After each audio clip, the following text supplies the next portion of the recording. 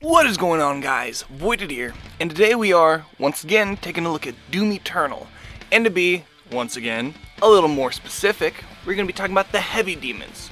Though, since it's such a large category, we're going to be splitting up into two videos.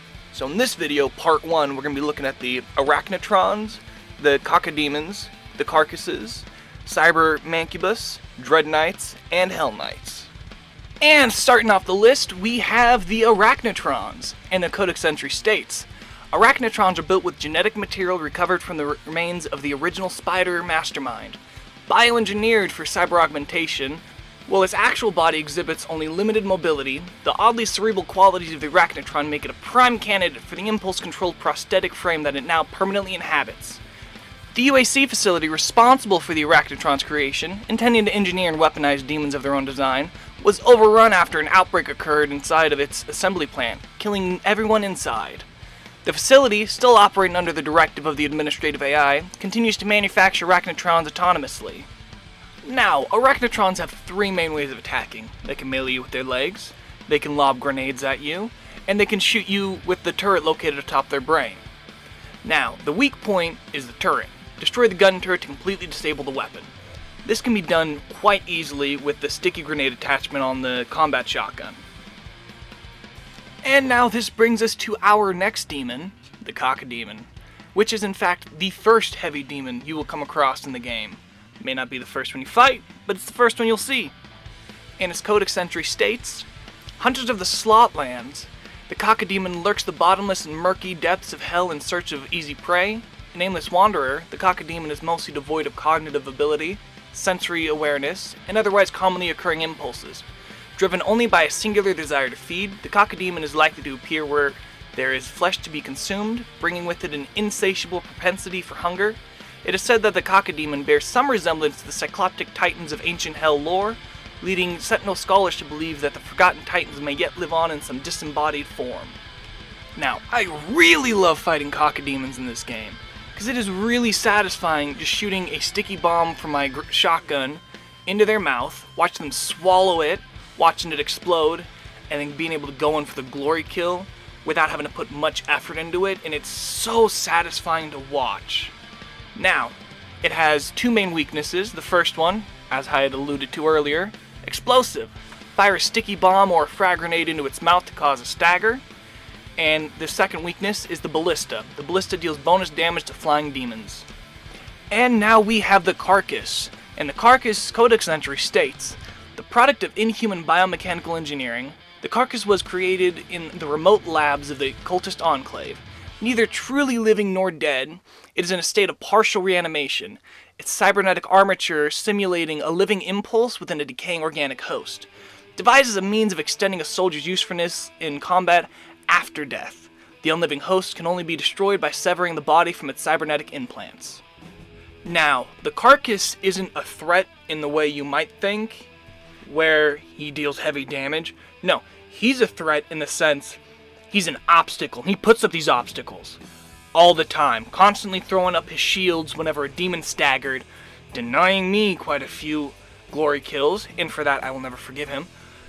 And he'll do out these belly-thumping O's, which do decent damage, I'm not denying him that. But they're rather easy to dodge if you're really paying attention. And it's hard to really, because most of the time he's pumping up that shield, even when he's not in your line of sight. That shield's the only thing you're worried about. Because you want to get through it, you want to kill the demons on the other side, and you want to destroy that mother demon right there. I have a few bad memories with Carcasses, and I hate them. They also have two main weaknesses, the Plasma Rifle and Blood Punch. Now moving on to a demon that is far less infuriating than the Carcass, we have the Cyberman Demon. Now, its codex entry states, mechanized and heavily augmented, the Cyberman Demon is equipped for frontline warfare. Equipped with dual-barrel arm-mounted mortar cannons, the Mancubus's integrated weapon system utilizes the body's naturally occurring biotoxins, refining this corrosive, vicious membrane into a toxoplasmid ammunition feed. Siphoned from the spinal gland and funneled intravenously to the weapon's conversion system, the corrosive secretion is discharged by an alternating firing mechanism, which dispenses the toxoplasmid as either heated projectile or ignited fluid, the latter resulting in a flamethrower-like incendiary spray capable of burning through armored plating. Now, I personally like keeping the Cyberman at a distance. I feel like that is the best strategy with him, because he is lethal up close. He deals heavy damage in quick succession.